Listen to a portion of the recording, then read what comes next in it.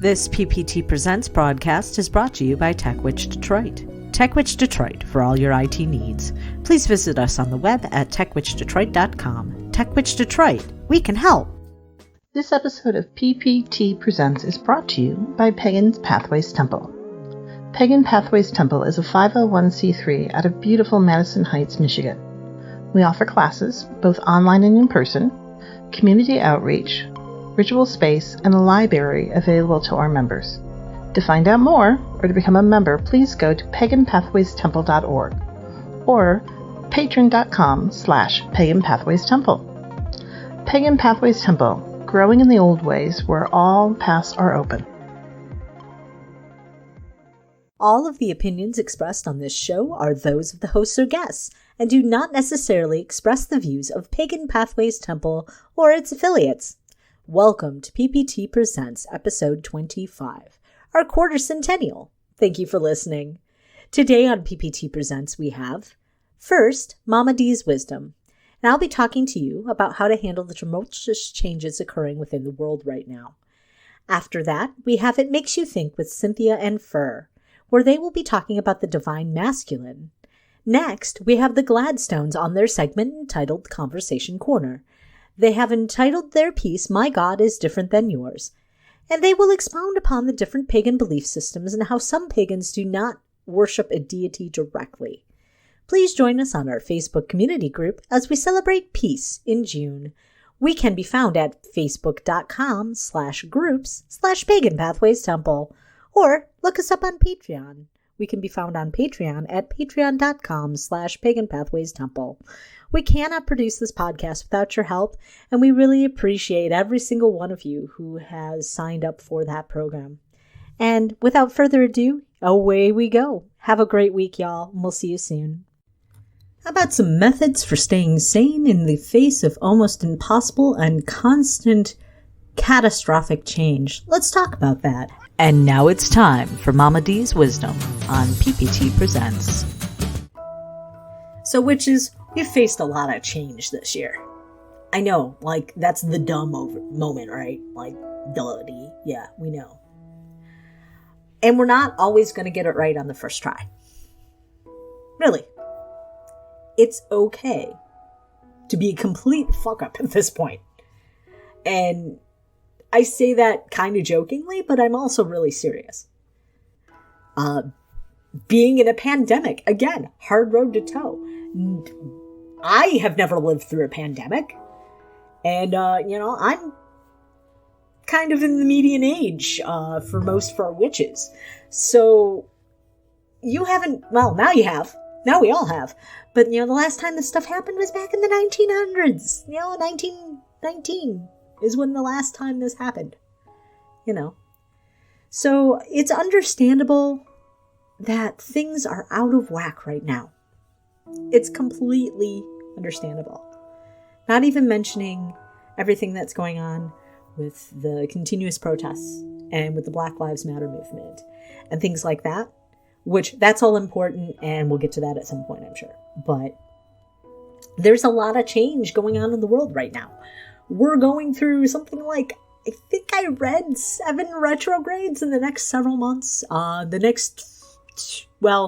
Last night's full moon and the next 2 are all eclipses. So the normal magic that you would do during a full moon doesn't necessarily work the way that you'd hope for it to work. Because, when something is covered, you're not going to get the full effect, right? But you can probably use that to your advantage. Be real creative. If you're trying to do something in shadow and secret, your eclipse is going to be your time to do that. Think about that. It's pretty great. So, it's not so bad. I mean, yeah, okay, like, society's kind of breaking down a little bit. But that's how change works. Change is not a clean and clear-cut process. Change is an evolution. And especially big-scale changes like the ones that we're seeing. They're just taking pillars that have been true for society for ages, that shouldn't have been true for ages, but have been true for ages, tearing them down and rebuilding from the ground up. that's what you're seeing right now. You're seeing people that have been mistreated for so many years and for so long finally coming out and saying, no, this isn't right, and I won't allow you to be treated this way, and I won't allow myself to be treated this way. So saying that's really scary, and a lot of people might get mad. Oh, Dee, you're being political. I'm not being political. This is a moral issue. Sorry. Be mad about it. It's a moral issue. What we're dealing with right now, all of these things are moral issues. So today I was supposed to attend a protest with a good portion of the PPT board. We determined that it was a good idea for us to go out and protest, even though we haven't thought that it was good to open the temple yet due to the pandemic. There's still a lot of possibility of spread, so we're kind of like laying back and chilling for a minute just to kind of see what the numbers start to look like here. But heard a great analogy online. A pandemic is kind of like if you go outside, you'll get stung by bees, which will really suck and it will hurt, and in some cases could be deadly. But your friend is outside and they are fighting a bear. So of course you're going to go and help your friend fight the bear off, even though there are bees out there. And I think that's the best analogy that I can give. And so that's why the board kind of determined that this was something that we needed to do. And again, these are my own thoughts. They do not necessarily represent the views of Pagan Pathways Temple or its affiliates. I feel it necessary to say that. Because I'm not speaking for all of us here. I'm speaking for me. So how do we wrap our minds around everything that's going on right now? Well, the best I can tell you, we talk a lot about the tarot card death, right? And how it's not actually death, it's change. And how the tower is usually a little bit more catastrophic, kind of like Tower of Babel type, tearing down of walls and everything just exploding in your life type change. We're looking at a tower type situation right now. But there is life after the tower. We rebuild, right? That's what we do. So you start seeing in the star and the world at the end of the major arcana in tarot. You see those beautiful images of these women that are just glowing from the inside and out after having gone through these ordeals in whatever lives that they live. So even though right now we're seeing some kind of tower energy, remember that gives us the opportunity to build a steady foundation from here on out, so that hopefully we never have to go through another tower in our lives like this. We'll have to go through tiny towers, but not like the ones that you've seen here. So just keep in mind that yes, things are scary right now, and it's very, very hard to kind of get your feet under you. But we are building a new world, all of us. And you can't help but get a little excited about it. Yes, it's terrifying, and yes, people are getting hurt, and are getting killed, and are dying, and are being made very, very uncomfortable. And that, as a kid that went through all of the World War II history units in like the 5th grade, and having to read the Diary of Anne Frank, and having to experience those things, and being told these are the things that you look at, these are the things that if you see happening, you say something. We're going through all of those things right now. We were all taught by the same teachers, and they all taught basically the same curriculum. So I know anybody who's about my age has seen this shit, and they know what it is. And even if you don't follow that political affiliation, think about 4th grade when you had to read Diary of Anne Frank. Remember that? Yeah.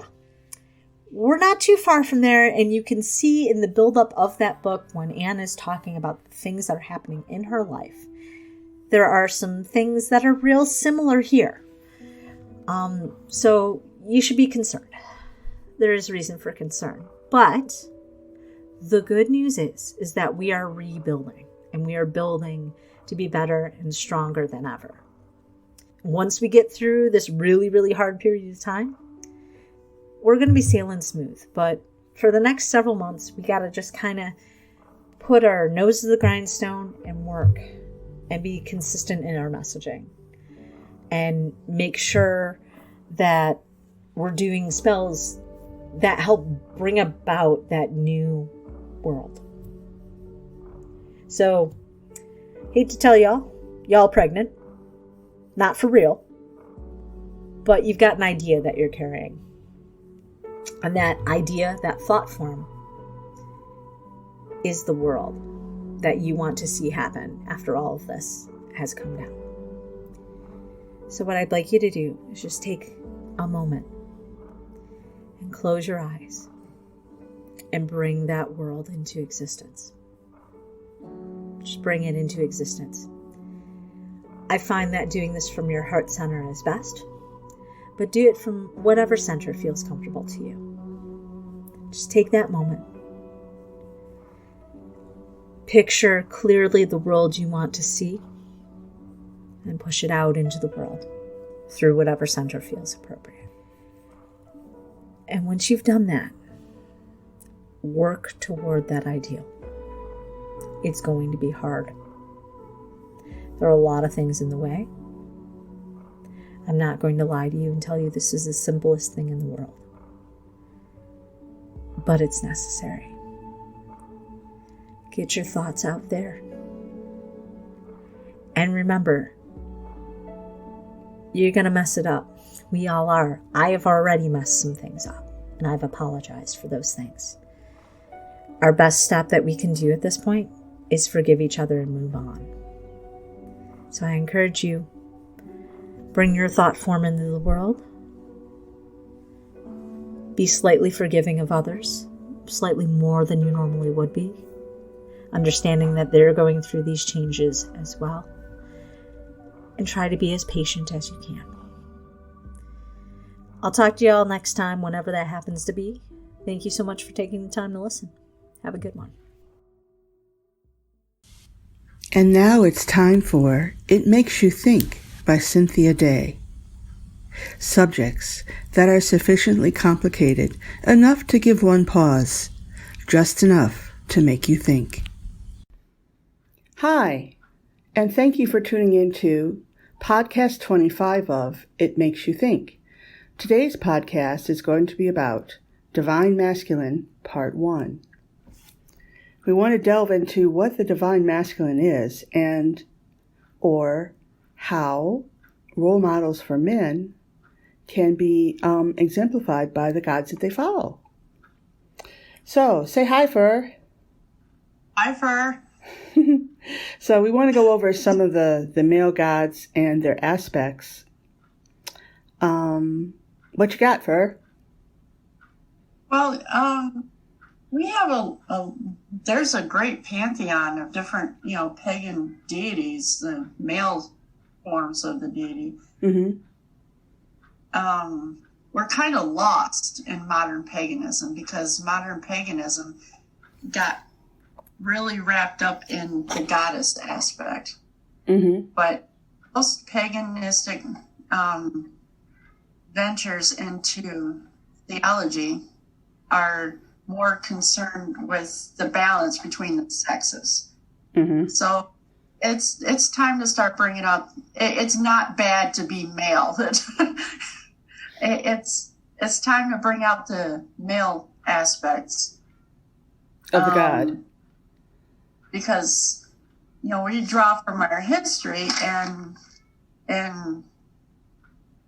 way back when, before the idea of patriarch society concerning Christianity or the big three, there were several aspects and several male role models, in as much as the way you call it, the male deities. Mm-hmm. Everything from the Norse Odin, mm-hmm. the god of the magic and poetry, war. He was considered a well-rounded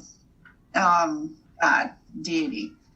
We have, to Greek mythology, there was tons of different gods, and Dionysus, fertility god, theater, festivities. He was a god of wine and drink, and he seemed to me more of a party god. Yeah, it sounds like a party god. Well, it's important to enjoy the senses. This is true. Yeah, to enjoy yourself. Apollo was a bard, a poet. He's not exactly as much into wisdom as much as retelling of stories, observing the world around him, and getting into different cultures. And what about Norse? Wasn't there Balder? Yep, Balder, the god of beauty and innocence, and joy and purity. He was the son of Odin. The son of Odin, which is interesting because it kind of has its parallels with the Abrahamic faith. I think they may have occurred somewhere around the same time, and I wonder if the collective unconscious just sort of brought that into being. Mm-hmm. Having Jesus Christ in one area and then Balder in another. Then there's the Armenian Mir, Mihr. Yeah. That was about light and wisdom. Mm-hmm. And then the Celts, there's that funny name you have problems pronouncing. Want to give it a try? Cernunnos. That's it. Cernunnos, that's it. And that was a god of fertility, masculine energy, and represented the greening of the earth. And sometimes it's celebrated around Beltane. Yes. And there's also, in Ireland, there was Dagda, which was a god of fertility, knowledge, nurturing, and providing. But, I want to get into other aspects of the godhead besides warrior, fertility, and or green man. There's lots of other aspects that can be demonstrated in the idea of a god. Like there's a still quiet strength that gods can have. They can be natural gods. They can be leaders. They can be the wizened person. They can be the provider. They can be the father, as in a dad image, a husband, a suitor, a boyfriend. And then we need to also include the queer one. What's that? In Hindu beliefs, they have the Ganesh. Ganesh. The god of beginnings and patron of the arts and sciences. Yeah. They include wisdom. Yeah. And Rama. And what? Rama, yes, in Hindu. Yeah, he was a version of the perfect husband, partner, provider. Really? Mm-hmm. I was not aware of that. That would definitely fall under husband, boyfriend, and suitor. Mm-hmm. But I was saying we also need to include in the male godhead the idea of the queer one, the magician, the protector, the teacher, the trickster, and sort of like the democratic leader, as with the American Indians, and also the chaot, the maker of needed change from chaos, the shaman, the healer, or the sage. These are all aspects of a male, so-called male god. I'm certain there are also aspects in there that are also represented by some of the goddesses. But we're really talking about the divine masculine and how it is expressed today. Because I get a little tired of the typecast god of masculine energy that I think, when is in too much supply and unbalanced by the female gendered energies, it has a possibility of becoming toxic to emulate for men in society. Think about the current USA patriarchy. They tend to emulate all of the strength aspect of God, of a male God, but maybe not the love, gentleness, and care as much as they could. Yeah. They focus more on the warrior types. Yeah, the warrior. As if everything is a fight. I mean, if your only tool is a hammer, then every problem looks like a nail. You know? Mm-hmm. So I'm thinking we need to, some need to widen their concept of a male God. Mm-hmm. And one of the questions I had was, has the so-called, and this is a question you could ask yourself, has the so-called female aspects of God morphed into the goddess? Has it become the filler for the unexpressed aspects of a more balanced male entity? Or, in other words, do we need entirely new male gods with definitive aspects that span the spectrum of love and care? And have all of the female-identified pagans who subscribe to a goddess been balanced in their aspects? That's also a good question that people can think about. Where is there a role model for men, a truly male godhead, complete and balanced, representing all of the aspects of a god? I think we kind of know that it's missing because other than warrior, trickster, fertility, or provider, it's almost like what use is there for a male god, even to be the consort of a complete female god? I think that the idea of interdependent godheads are what we need to create. And what of the queer ones who do not identify as male or female, but are somewhere and sometimes at multiple places on the spectrum and continuum of godhead? What about hermaphroditism? What of discovery of your own gender identity? I can imagine for some it's difficult to find a God that fits yourself. You know, because I so often have seen all the way on one end of the continuum is all the male energy, and all the way over to the other continuum is a female energy. And there's like all the space in between that... You need a balance. What? You need a balance. Yeah, you need a balance of the two, you know, and understand that, yeah, you definitely need a balance. Because people and gods are multifaceted. We as people have to bring the needed aspects of the self to the surface of our lives to bring to bear on real life challenges in which we find or place ourselves. So, I don't know. In some of the things that you've researched, have you found any good role models that are balanced?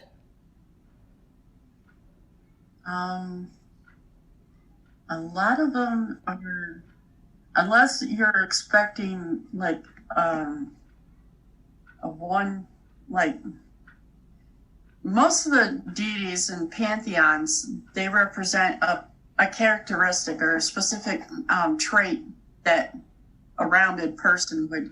So a lot of times they have one deity or one god or goddess that has, possesses, truth or spirituality and stuff of that nature, and another one's fertility. So in a lot of pantheons, it's hard to find a base, a broader subject, I guess you could say. Yeah, because all the aspects in those pantheons are spread amongst all the god representations. Yeah. So it'd probably be best to, pick out, I would hate to say it, but pick out your favorites. Your favorites that make sense to you? Yeah. Yeah, I don't know. I don't want to make it sound funny, but like in the Norse religions, Odin had a lot of attributes. Mm-hmm. He, the creator god, the protector, the father, he had magic and poetry and wisdom and, you know, all that. But he was like the head, almost like Zeus. Almost like Zeus, yeah. Yeah. He was the leader head, the alpha, if you go that far. Yeah. And then in West Africa, there was Yoruba. And they have a system of, in their pantheon, a system of orishas, of which there are 7, including Eshu, Elegbara, Ogun, Obatala, Yamaya, Oshun, Shango, and Oya. And they all represent different aspects. Mm-hmm. And it's a very rich pantheon. It will take me some time to really get into it, but there's so much there. And that it's not just in West Africa. It's because it's almost all over the world, I think, because some of it was due to the migration that occurred before the Egyptian dynasties. But then the most recent migration of Yoruba is because of the Atlantic slave trade. And it brought the peoples of Yoruba to Trinidad, Tobago, Cuba, and the Dominican Republic, Puerto Rico, Brazil, Venezuela, North America, and elsewhere. So you can find Yoruba just about everywhere. Mm-hmm. And it, like I said, it's a very rich pantheon with very, I think, well-rounded orishas. I can't say enough about it because I don't know enough about it. But from what I've read so far, it's like, it seems complete to me. I've got a lot more reading to do on it, but it seems very, very well put together. Yeah, that would be another show altogether. That's definitely. Definitely it is. There's so much to cover. Mm-hmm. It's important to note and to think about that when you're thinking about the different aspects of the Godheads that you are tending toward, to remember that there's more to life, anyone's life, than any of the chosen and or ascribed identities or agendas or genders or facets. Wisdom is knowing this is an ever-changing cycle of life. The wheel turns, and we turn with it. We all have our seasons, mother, maiden, and crone, knave, father, and sage. Shouldn't our gods reflect this fluidity of life, birth, death, and transformation? When it comes to knowledge, experience, and wisdom, they circle about each other and occur at any junction of that turn. One does not have to precede the other. You can get wisdom without experience by listening. And though you wouldn't want to, you can have experience without knowledge. But we can reflect on our experiences and gain knowledge to become wise in due time. I think it's important to look within yourself to find your own truth and to fill yourself with good things and make what you have found in yourself to be useful. I remember you were talking to me about a Dr. Wayne Dwyer, about the story about looking for keys. Dyer? It's Wayne. Wayne Dyer? Yeah. Okay. There was a story about looking for keys. Can you go into that again?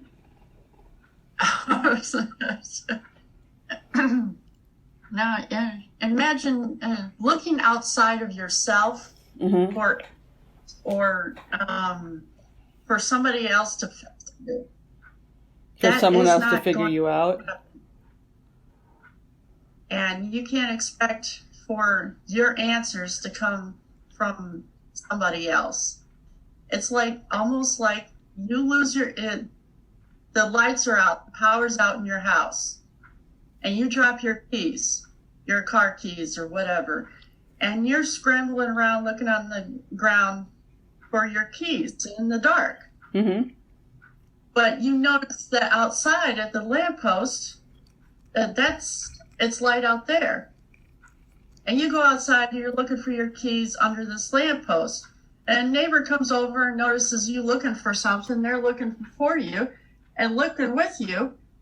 And they ask you, Where did you lose your keys? Inside. Then why are you looking out here?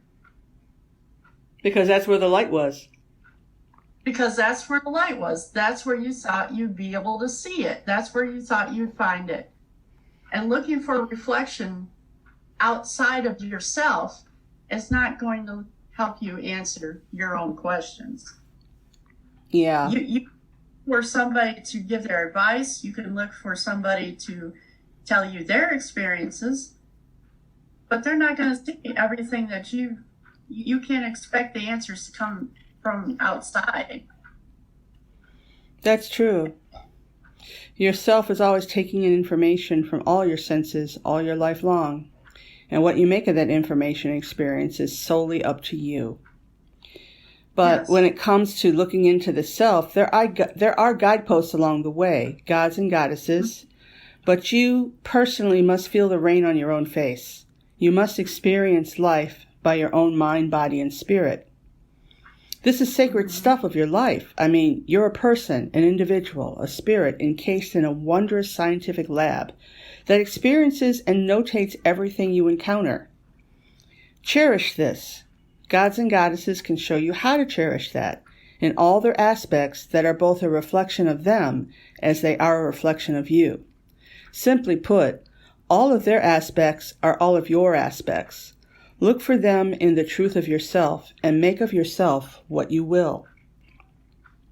In general, pagans view that we co-create our reality with the gods, though through every thought, through every intent and manifestation that we create, humans are manifestors.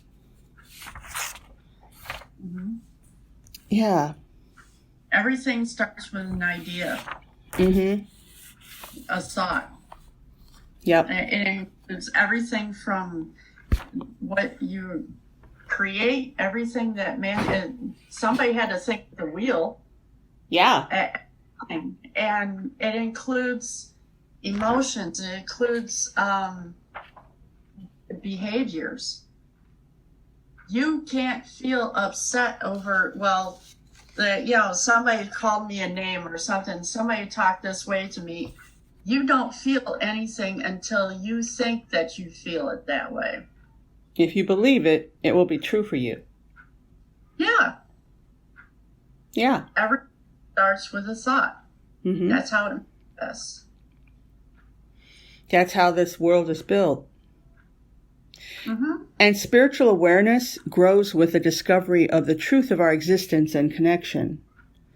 When I speak of the collective unconscious, I speak of all of our lives. Wisdom takes all those spirits' lives. It is the awareness that we are one. Every thinking thing thinks it is the center of the universe unto itself. Every consciousness feels this way. Spirit is spirit, human or animal. They are all part of the being, kind, kindred. Accepting this and realizing that we know next to nothing, being open to experience even more than we have, to know more and be more, and to be aware of all that is one in the same spirit, reflected back to the gods. Mm-hmm. So, it's like the Tao, the great spirit. Everything is part of the Tao, or the ultimate life force, or whatever.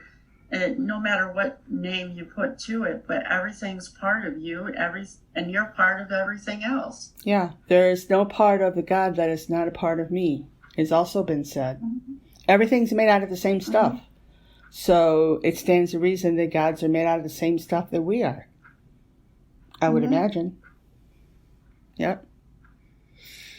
So I'm hoping for the part 2 of Divine Masculine, I will have at least a couple of interviews with a couple of men, a couple or 3 or more men, to describe what it's like being a male pagan and how they view the Divine Masculine and what it means to them. Mm-hmm. That will be part 2 of Divine Masculine, and I hope that that will be even more interesting than just what we had today, going over the gods and their aspects and what's out there. So, Yeah. Have you anything to add to that? Not at this time. Okay.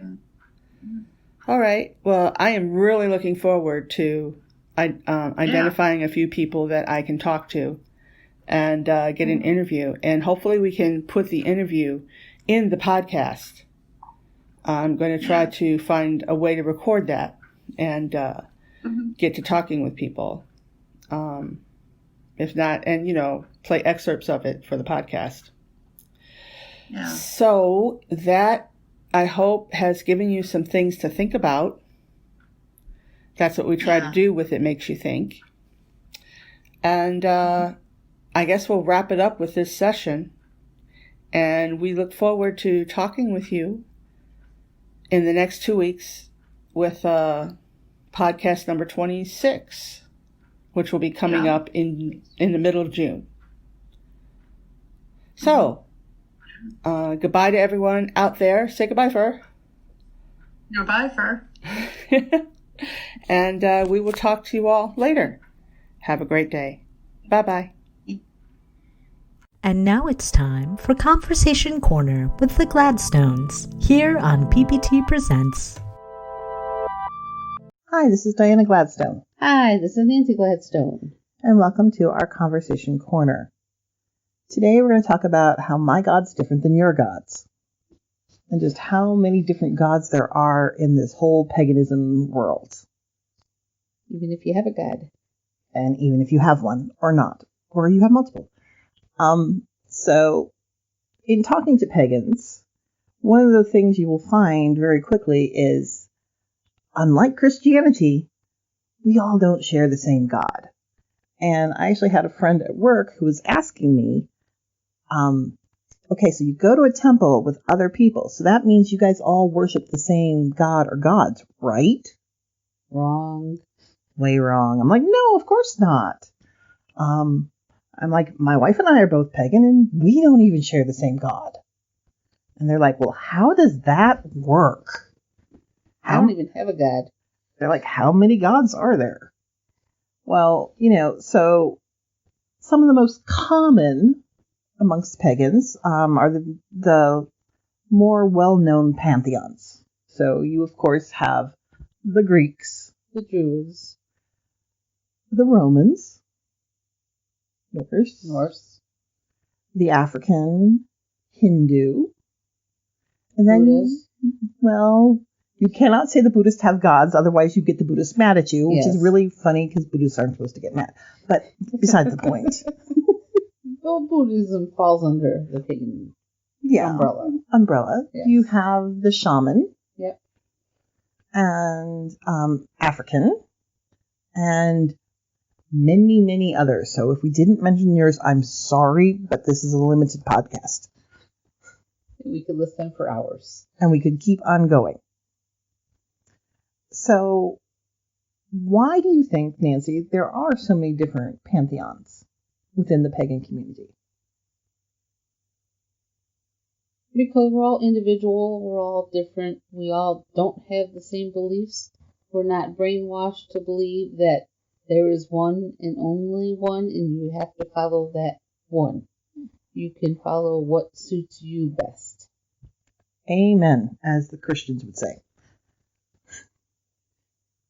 So when we were first studying, when I was first studying, let me say that, at PPT, one of the things they talked to us about in our Wicca 101 class was the divine stalagmite. Or not, no, divine stalactite. I always get mite and tite mixed up. So if I pick the wrong one, I apologize. But I believe it's a stalactite that's tight to the ceiling. I think so too. Okay. So how it was described to us is that the great divine, or great universe, is as the ceiling of a cave. It is immense and goes on forever and ever, farther back than you could possibly see. And so we as humans cannot perceive the entire cave. So instead, we focus on one specific piece. And as you go down the stalactite, the focus narrows and narrows. So the first step from the ceiling of the Great Divine down is defined as its gender identity. So you have the three different. So you have divine feminine, divine masculine, and the third is the undefined, or the what is commonly called as the queer ones, or the undefined ones. They do not specifically have a gender, or they change it at will. Right? I don't remember, but okay. Okay. You'd think you'd throw the ball to your wife to say right, and she goes, I don't know, you may be crazy. Anyway. So at that first stage away from the ceiling, they're still very not well defined. They're just as a general term.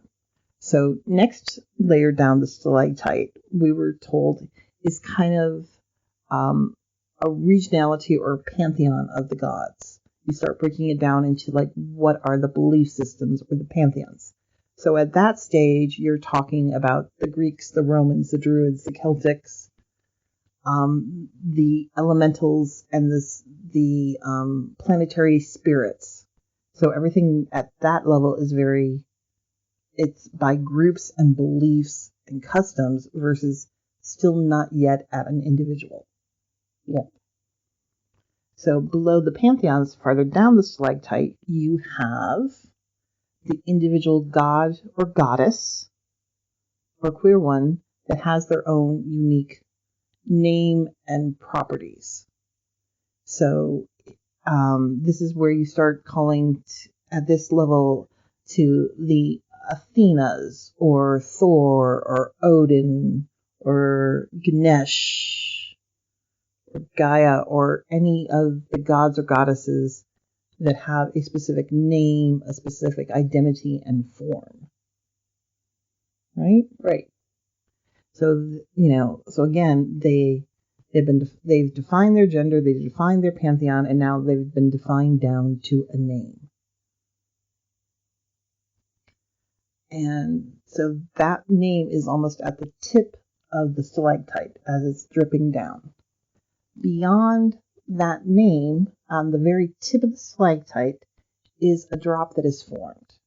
And that drop is called an aspect of the gods. That is that personal connection that you sometimes hear that people say is with them more often than not. It is that personal connection that is formed between a person and a deity. And then the last little bit is the drop that has fallen off the stalactite and is making its way down to the floor. And that drop is each of us, is that person, is that human, because we are that spark of the divine. Yep. So it shows that we are really connected. So, and if you have trouble following that because you don't have your deity yet, that is totally okay. That's why I don't remember, because I personally don't work with a specific deity. So learning this and following this while trying to learn this was like over my head and under my feet. Where I have a specific aspect of a deity that I work with daily that never seems to get out of my head. She comes around quite often. But so that actually was what I was going to segue into next, is talking about our individual deities and kind of how we decided where in the stalactite we each connect to the divine. So, as you may know or remember, or if you don't, I'm telling you, my wife is I'm a shaman. And so your patron god is... I don't have a patron god. I work with Mother Earth herself. I don't work with anything on that stalactite scale. You do too. She's on the stalactite. She's just at like the second tier.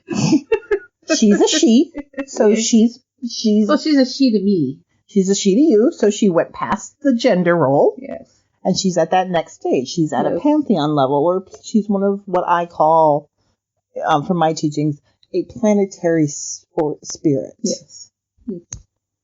So, because she's at that level for you, even though Nancy refers to her as a she has no personification. Right. Everyone calls her Mother Earth, and because she's called Mother, she has the she. Mm-hmm. But no one said the great Mother Earth is really a she. It is just energy form for me. Mm-hmm. And it really doesn't have any male or female qualities to me. But she doesn't, to you when you're working with her, doesn't appear or communicate or feel like a human person. Oh no, not human. No, when I get communicated to, it's bells and whistles. It's not. And she has to wait till she's sleeping till she understands them. Yes. What I'm getting at is your deity didn't fall down enough the stalactite where they're human to you. Correct. So while Nancy's gods, or her Mother Earth, obviously is not a person, I, on the other hand, my patron deity is not only very much a person, she is at the very bottom of that stalactite. She is that drop just before it falls off, because she is with me often. Well, almost always.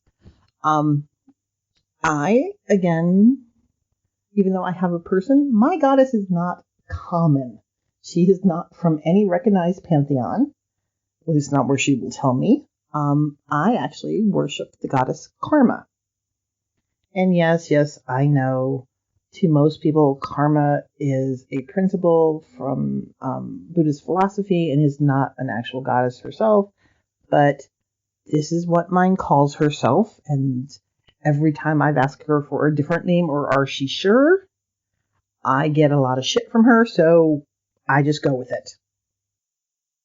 And don't let people tell you that you have to, this is backpedaling a little, don't let people tell you you have to follow a certain path or a certain person. Because every time I tell people, when I first came out, that I don't follow anyone, they're like, oh, you'll find them. You know, you have to have one. You don't have to have one. It is not a requirement to be pagan. So yeah, like what Nancy was saying is, so that was the next thing I wanted to ask to have her and I discuss, which of course my wife didn't follow the outline and jumped ahead. I wanted to describe karma. Go back to describe karma. Ish. So, you know, if you talk to pagans for anything longer than 3 seconds, they'll probably start telling you about who their patron god or goddess is. So, as my wife alluded, I was going to pose the question, you know, do you have to have one? And the answer is clearly no. Like Nancy said herself, she does not work with a specific god or goddess. She simply works with Mother Earth. So even if you believe in gods or goddesses, you don't have to have what they call a patron or a deity that you work with most often. Instead, I know several people who like to,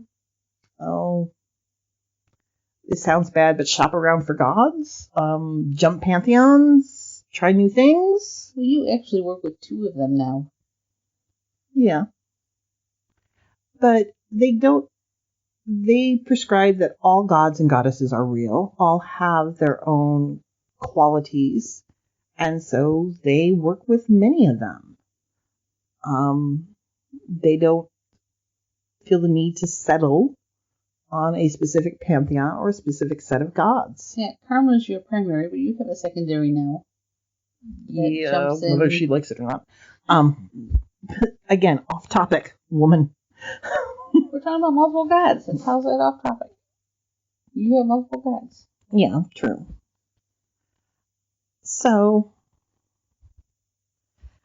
I guess one of the things I would say is, how do you think people start working with a specific god or goddess? Oops, I forgot who the hell I was talking to. She just gave me a blank stare of, why are you asking me that question? I was going to say, how am I supposed to know the answer to that question? Okay, so I went searching and searching and searching when I took my Wicca 101 class, thinking I had to have one. Remember how many hours I spent researching and looking? No. Then I just gave up. All right, so back to me and how you find a god or goddess. So, realistically, the way you start approaching a god or goddess is very individualistic. I know people who do a lot of research and do a lot of study, historical study, diving into the myth and know as much about the god or goddess as they can before they start approaching them. Or they come to you and ask you what Pantheon should they follow, because you seem to have the gift on how to steer people to where they should be. Well, I lead a guided meditation that helps them find it. Yes. We have another friend who likes to invoke first, ask questions later. Meaning they start working with a god by going, hey, you want to experience a body? Come on in. Let me share with you and we'll start working together. That is not a practice I highly recommend. In fact, it's a practice I highly recommend you don't do.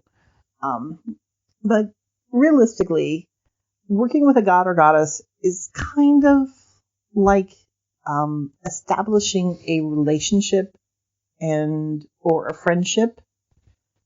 Kind of think of it as trying to establish some kind of working relationship with like the VP of your company.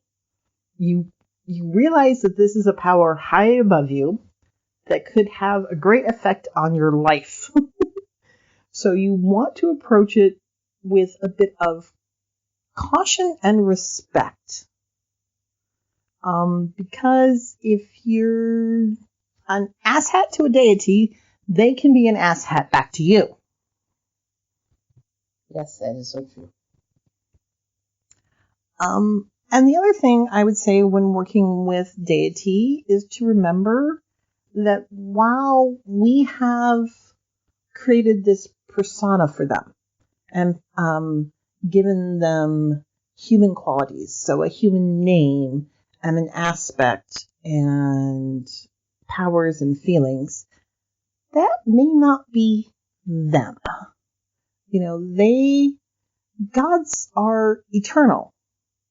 They may not have the same understanding of our current time, our current technology, and our humanistic needs. Telling a god, an ancient Greek god, that you need a new iPhone will probably not be well understood. I don't think so. So when you're searching for your god or goddess, keep an open mind, and much like a dating relationship, find the relationship that works for you and feels right to you, and then, for the love of the gods, maintain it. The one thing that bugs me sometimes about pagans, well, not pagans a little, Christians a lot, is they seem to think that the gods are a bit like Siri or Alexa. That all you have to do is go, hey, so-and-so, what's the answer to this? Or, hey, so-and-so, give me whatever. And that's really not how it works. No, they assist you, but you have to do the grunt work. Yeah, huh? You can't just ask and you will receive. You have to actually work for it. And then they will assist you in your endeavor. But you have to remember to work for it. Mm-hmm. We may perform magic, but it's not like Charmed. Nothing's instantaneous. There's no flashing lights, thunderclaps, and bells and whistles. So, anything else we need to cover, my dear? I think we covered the gamut on that. Well, we thank you for listening into our rambles. Hopefully you found it Interesting. Entertaining, educational. Possibly educational. Hopefully just not boring. Until next time. Have a good day and blessed be. Blessed be. This episode of PPT Presents is brought to you by Pagan Pathways Temple. Pagan Pathways Temple is a 501c3 out of beautiful Madison Heights, Michigan. We offer classes, community outreach, ritual space, and a library available to our members. To find out more or to become a member, please go to paganpathwaystemple.org or patreon.com/paganpathwaystemple. Pagan Pathways Temple, growing in the old ways where all paths are open. This PPT Presents broadcast is brought to you by TechWitch Detroit. TechWitch Detroit for all your IT needs. Please visit us on the web at techwitchdetroit.com. TechWitch Detroit, we can help.